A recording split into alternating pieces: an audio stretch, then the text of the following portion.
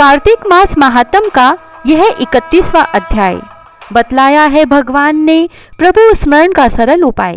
भगवान श्री कृष्ण ने कहा कि पूर्व काल में अवंतीपुरी में धनेश्वर नामक एक ब्राह्मण रहता था। वह रस, चमड़ा और कंबल आदि का व्यापार करता था। वह वैश्यागामी और मद्यपान आदि पूरे कर्मों में लिप्त रहता था। चूंकि वह रात दिन पाप में रत रहता था, इसीलिए वह व्यापार करने नगर नगर घूमता था। एक दिन वह क्रय विक्रय के कार्य से घूमता हुआ महिष्मतीपुरी में जा पहुंचा, जो राजा महिष ने बसाई थी। वहां पाप नाशिनी नम्रता सदैव शोभा पाती है। उस नदी के किनारे कार्तिक का व्रत करने वाले बहुत से मनुष्य अनेक गांवों से स्नान करने के लिए आए हुए थे। धनेश्वर ने उन सबको देखा और अपना सामान बेचता हुआ वह भी 1 मास तक वहीं रहा।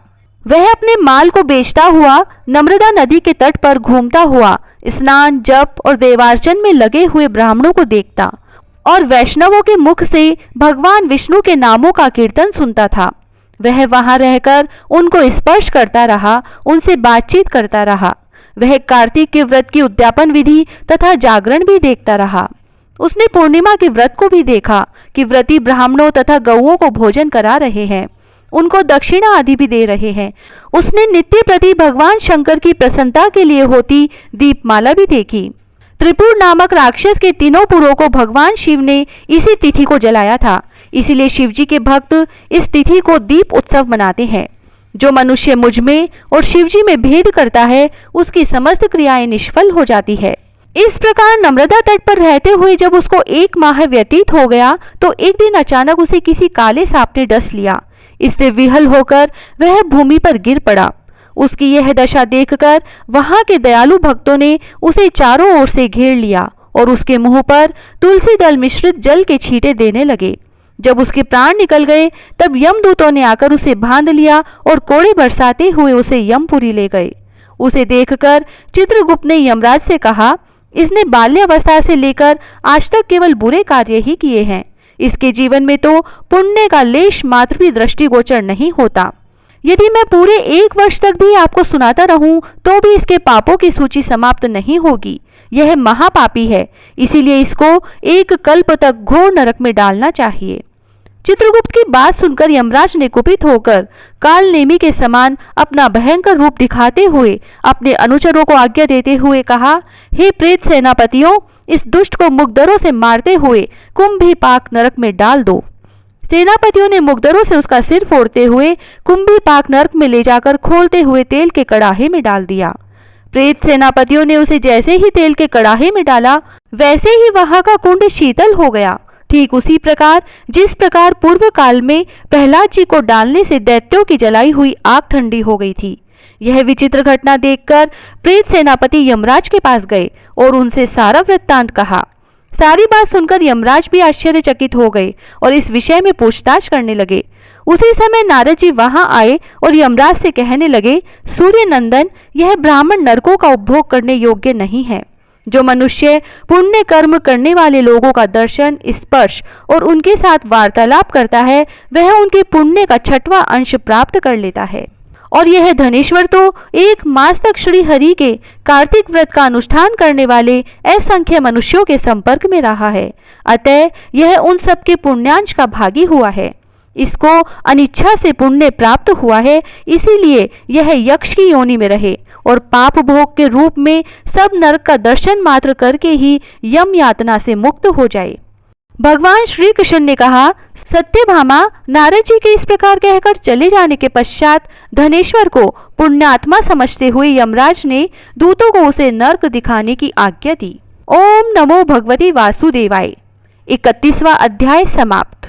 जय श्री राधे।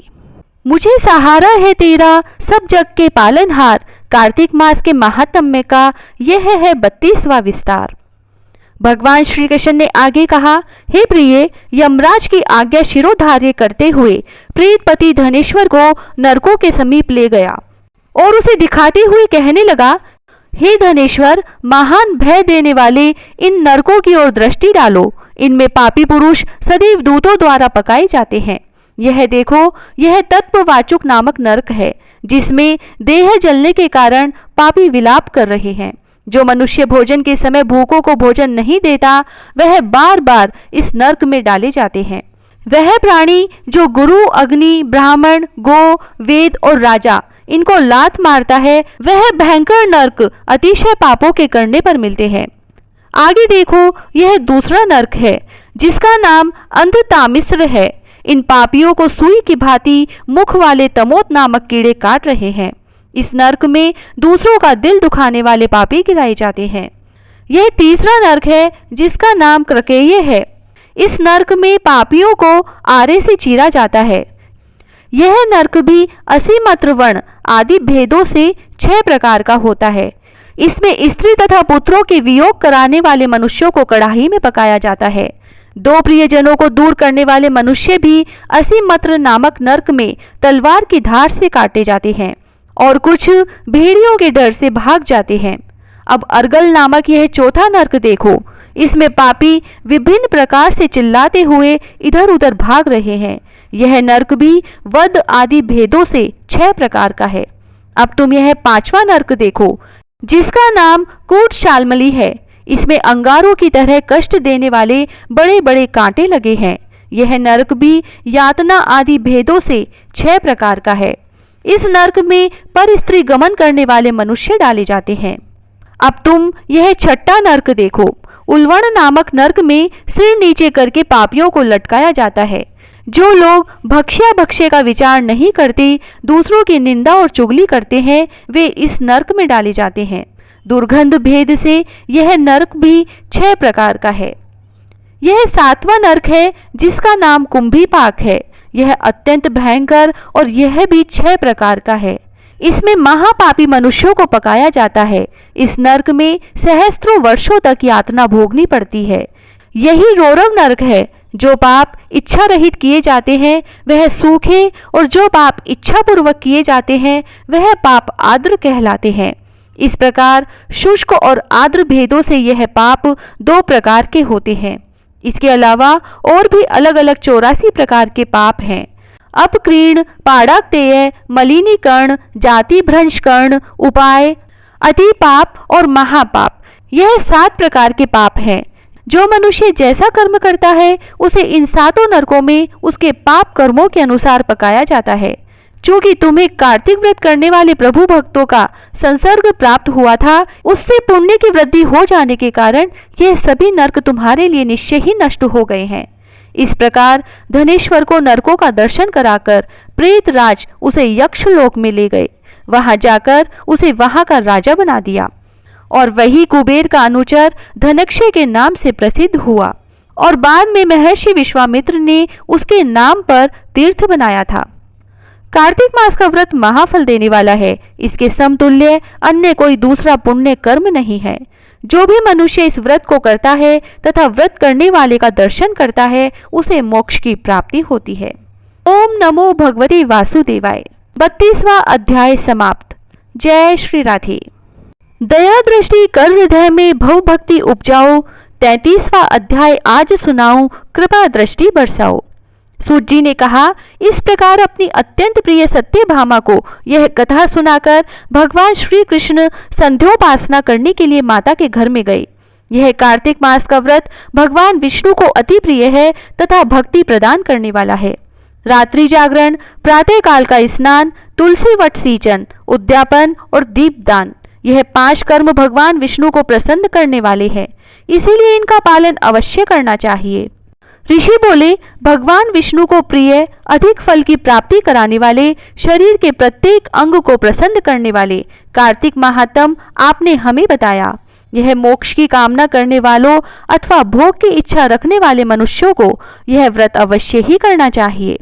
इसके अतिरिक्त हम आपसे एक बात पूछना चाहते हैं कि यदि कार्तिक मास का व्रत करने वाला मनुष्य किसी संकट में फंस जाए या किसी वन में हो या व्रती किसी रोग से ग्रस्त हो जाए, तो उस मनुष्य को कार्तिक व्रत को किस प्रकार करना चाहिए? क्योंकि कार्तिक व्रत भगवान विष्णु को अत्यंत प्रिय है और इसे करने से मुक्ति व भक्ति प्राप्त होती है, इसीलिए इसे छोड़ना नहीं चाहिए। श्री सूत जी ने इसका उत्तर देते हुए कहा, यदि कार्तिक का व्रत करने वाले मनुष्य किसी संकट में फंस जाए तो वह हिम्मत करके भगवान शंकर या भगवान विष्णु के मंदिर जो भी पास में हो उसमें जाकर रात्रि जागरण करे।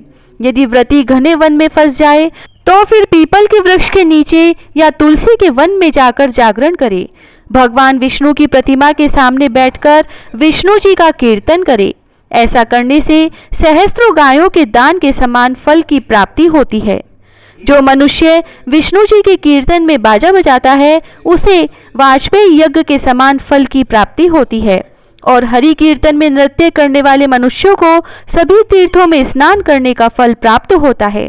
किसी संकट के समय या रोगी हो जाने या जल न मिल पाने की स्थिति में केवल भगवान विष्णु के नाम मात्र से मार्जन ही कर ले।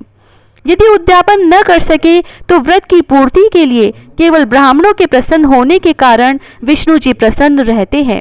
यदि मनुष्य दीपदान करने में असमर्थ हो तो दूसरे की दीप की वायु आदि से भली भांति रक्षा करे। यदि तुलसी का पौधा समीप न हो तो वैष्णव ब्राह्मण की पूजा कर ले, क्योंकि भगवान विष्णु सदैव अपने भक्तों के समीप रहते हैं। इन सब के न होने पर कार्तिक का व्रत करने वाला मनुष्य ब्राह्मण, गो, पीपल और वट वृक्ष की श्रद्धा पूर्वक सेवा करे। शौनक आदि ऋषि बोले, आपने गो तथा ब्राह्मणों के समान पीपल और वट वृक्षों को बताया है और सभी वृक्षों में पीपल तथा वट वृक्ष को ही श्रेष्ठ कहा है, इसका कारण बताइए। सूत जी बोले, पीपल भगवान विष्णु का और वट भगवान शंकर का स्वरूप है। पलाश ब्रह्मा जी के अंश से उत्पन्न हुआ है।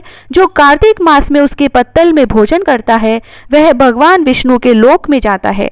जो इन वृक्षों की पूजा, सेवा एवं दर्शन करते हैं उनके सभी पाप नष्ट हो जाते हैं।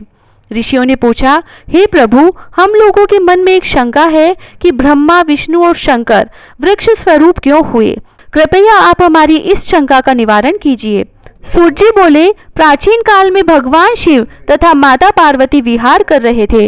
उस समय उनके विहार में विघ्न उपस्थित करने के उद्देश्य से अग्निदेव ब्राह्मण का रूप धारण करके वहां पहुंचे। विहार के आनंद के वशीभूत हो जाने के कारण कुपित होकर माता पार्वती ने सभी देवताओं को श्राप दे दिया। माता पार्वती ने कहा, हे देवताओं, विषय सुख से कीट पतंगे तक अनभिज्ञ नहीं है। आप लोग ने देवता होकर भी उसमें विघ्न उपस्थित किया है, इसीलिए आप सभी वृक्ष बन जाओ। सूत जी बोले, इस प्रकार कुपित पार्वती के श्राप के कारण समस्त देवता वृक्ष बन गए।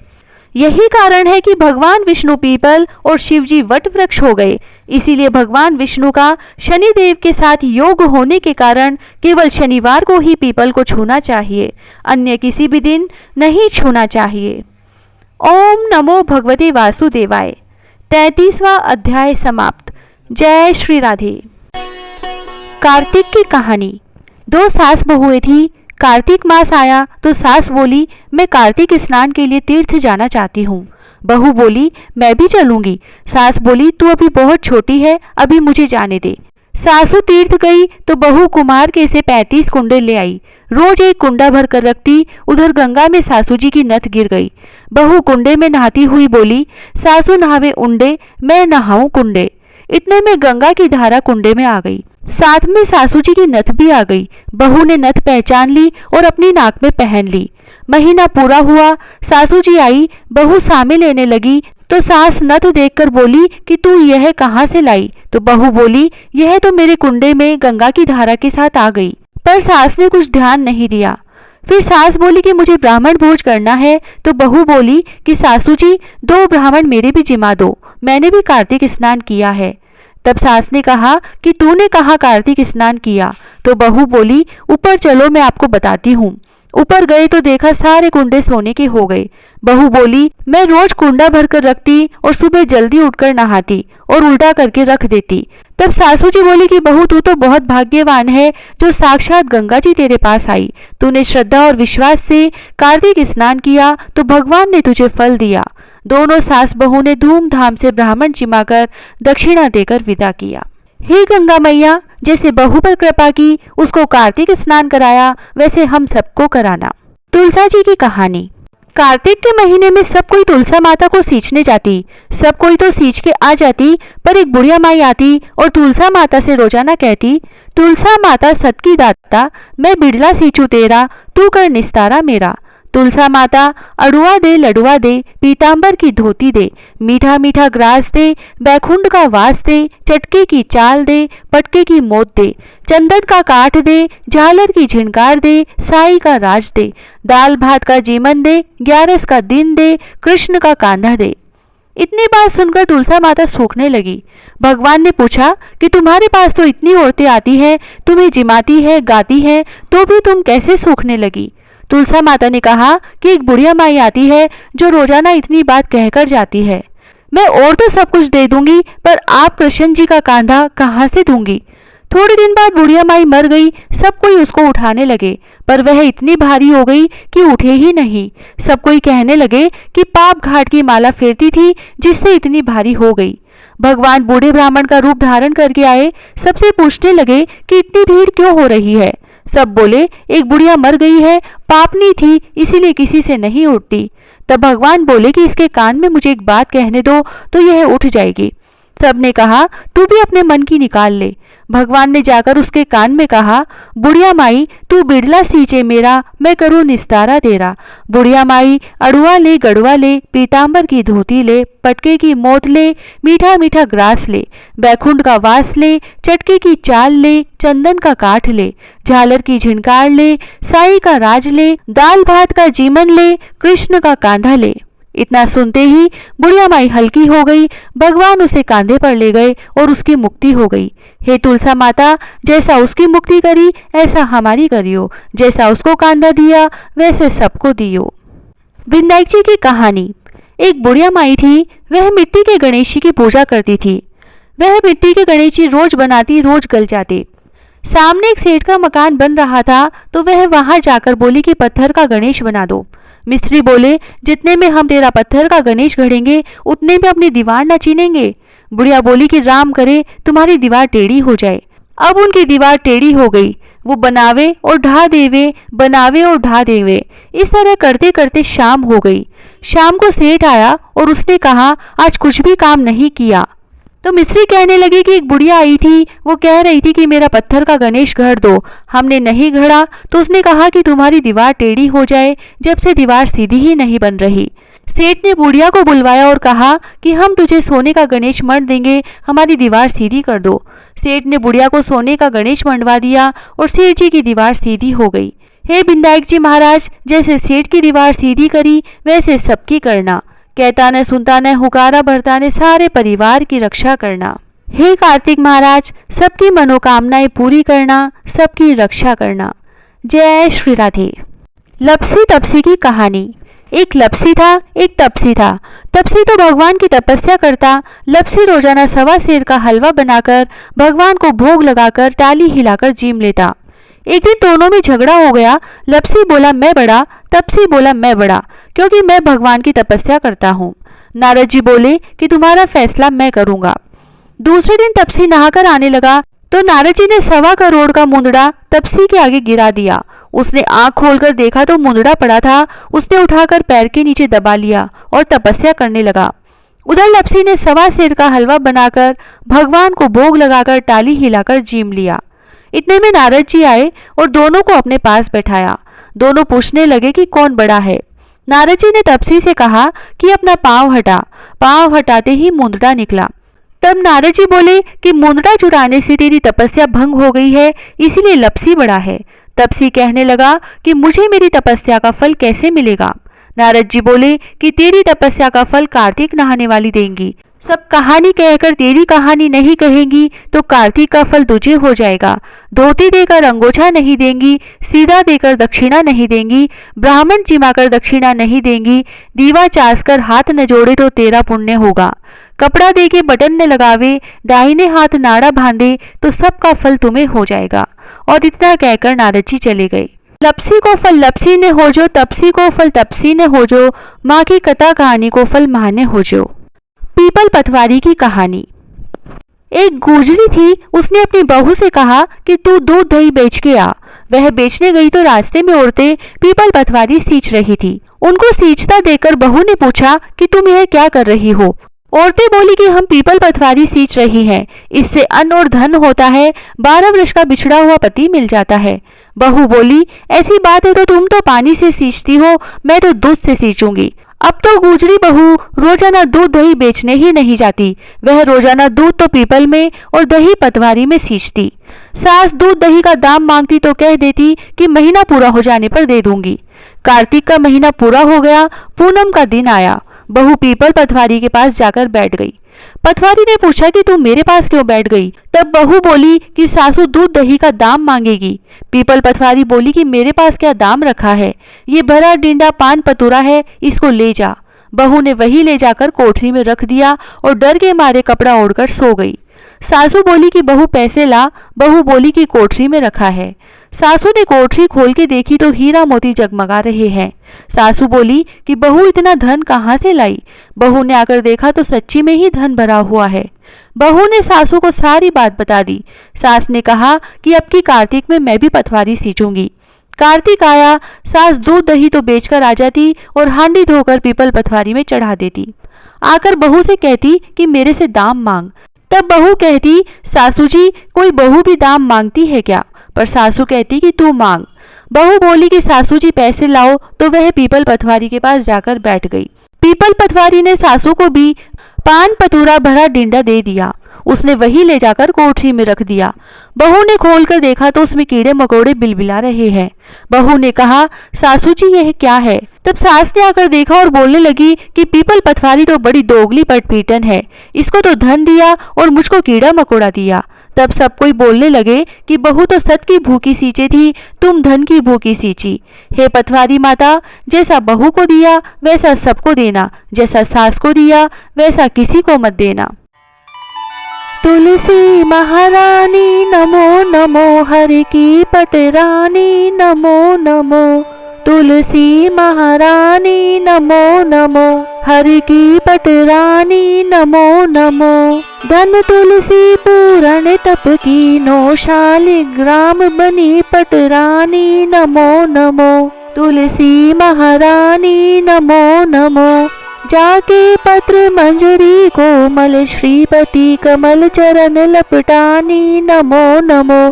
तुलसी महारानी नमो नमो, हर की पटरानी नमो नमो। कौन से महीने बोई रानी तुलसा, कौन से महीने हुई हरियाली नमो नमो। तुलसी महारानी नमो नमो। कौन से महीने हुई तेरी पूजा, कौन से महीने हुई पटरानी नमो नमो। तुलसी महारानी नमो नमो। आषाढ़ मास बोई रानी तुलसा, सावन मास हुई हरियाली नमो नमो। तुलसी महारानी नमो नमो। कार्तिक मास में हुई तेरी पूजा, मंगसिर मास हुई पटरानी नमो नमो। तुलसी महारानी नमो नमो। धूप दीप नैवेद्य आरती, पुष्पन की वर्षा बरसानी नमो नमो। तुलसी महारानी नमो नमो। 56 भोग 3600 व्यंजन, बिन तुलसा हरि एक न मानी नमो नमो। तुलसी महारानी नमो नमो। जो तुलसी को सवेरे गाए, श्री कृष्ण के दर्शन पाए नमो नमो। तुलसी महारानी नमो नमो। जो तुलसी को दोपहर में गाए, खीर खांड का भोग लगाए नमो नमो। तुलसी महारानी नमो नमो। जो तुलसी को सांझ में गाए, श्री कृष्ण की आरती उतारे नमो नमो। तुलसी महारानी नमो नमो। जो तुलसी को रात में गाए, श्री कृष्ण के चरण दबाए नमो नमो। तुलसी महारानी नमो नमो। सभी सखी मैया तेरो यश गावे, भक्ति दान दीजिए महारानी नमो नमो। तुलसी महारानी महारानी नमो नमो, तुलसी महारानी नमो नमो, हरि की पटरानी नमो नमो।